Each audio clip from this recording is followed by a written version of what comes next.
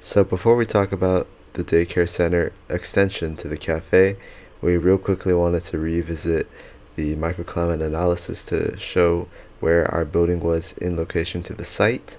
As seen, our location was mostly determined by the sound relative to the site as well as daylight and wind. Now looking at the first floor plan, we are once again reminded of the strategies that help to influence what we decided to do to create the first floor plan. We thought it would be important to show the first floor plan so that we could show how our daycare center responds to the first floor plan. Now looking at the very basics of the building, we turn to the IBC 2018 code to figure out the exact net area that we needed to have for the daycare center. So according to the IBC 2018 code, daycare centers need 35 net, and because our building has an occupancy of 57 people, we needed a square footage of 1,995 square feet. In addition, because the occupancy exceeded 50 people, we decided to have two means of egress through the daycare center. Because 1995 square feet is a net area calculation, we decided to add a corridor as well as a lobby space for parents to wait in.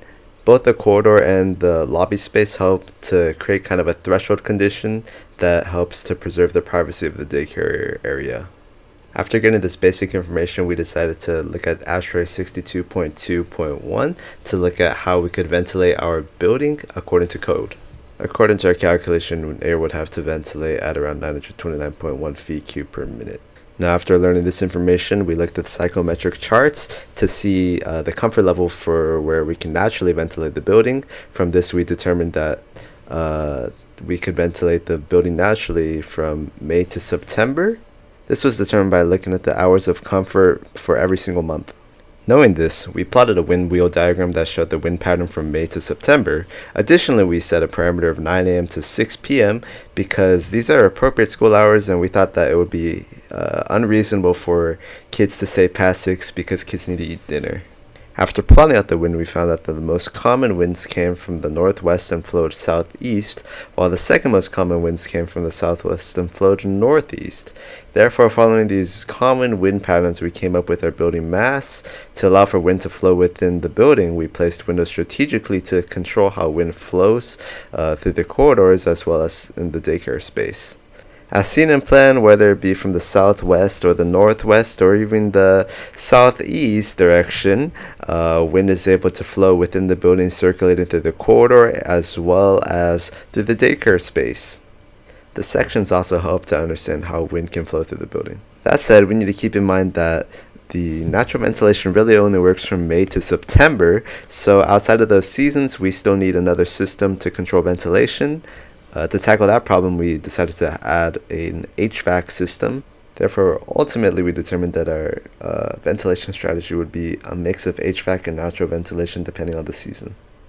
Now looking at acoustics, we used the ecofont calculation to figure out the general mass for how our rooms should be sized. From the ecofont calculation, we were able to discover the ecofont Acousta Wall Edge A sound absorbers. This led us to research some other precedents, and we found hanging acoustic paneling as well as double layer gypsum with rock wool insulation in between as potential acoustic strategies that we could implement into our building. Jumping to the site plan, we decided to manipulate the site depending on where we thought sound would be the loudest. We built up hills and added trees on it to control the environment that would then influence the acoustics of the site.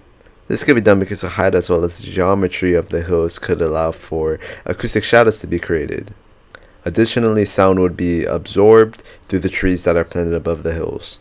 Going back into the interior, we decided to use the precedents that we looked at previously. We implemented the hanging acoustic paneling, sound acousto-absorbing panels, as well as double-layered gypsum with rock wool insulation in between for the interior walls. Furthermore, we created a zone for children to sleep or just rest in by thickening up the wall that's under the light shelf.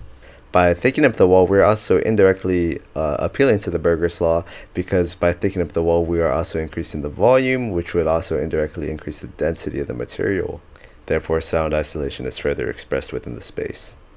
Going back to our other strategies, while the acoustic wall, wall absorbers, as well as the rock wall insulation and the thickened wall are all examples of strategies that help to absorb sound, we also implemented the acoustic roof paneling simply to reflect sounds off and help with reverberance and clarity.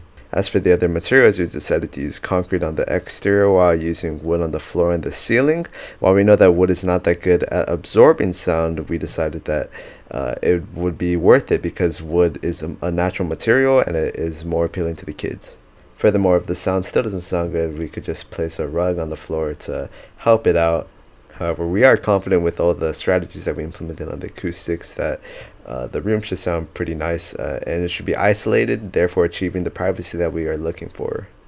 Finally, for light, we focused on a dual system between daylighting and electrical light, as daylight is important for the health of children.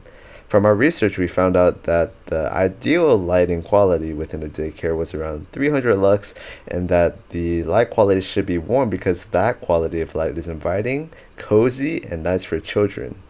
From this information, along with the understanding that we wanted this space to be very private, we chose to avoid as many windows along the facade as possible. Instead, we went the light shelf and light well for our main sources of daylight, creating openings along the ceiling or taller spaces so that the room itself could remain away from the public eye. For our interior electric lights, we chose the SLOIN L2402 lights.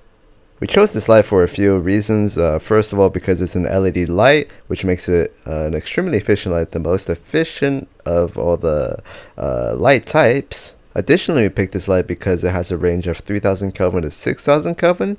Because it has that 3000 Kelvin low end, it's able to appeal to our need for warm light.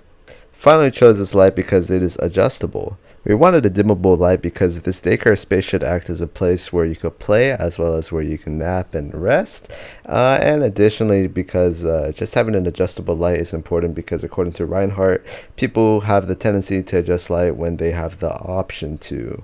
After selecting the light, we analyzed the light's information according to the website from which we found the light, and according to the chart provided, we found that to achieve a lux of 300 in a 100 meter square area, 6 lights would be required. And because I have an area of around 200 meter square, or more closely 185 meters square, we provided 12 adjustable lights to achieve around 300 lux within our area. When daylighting and electrical lighting come together to create a hybrid sort of system of lighting, the quality is pretty nice. The appeal of having natural light is achieved while the amount of lux that is needed within a room is kept through the electrical lighting. The attempt at getting to around 300 lux is better seen within the Diva simulations.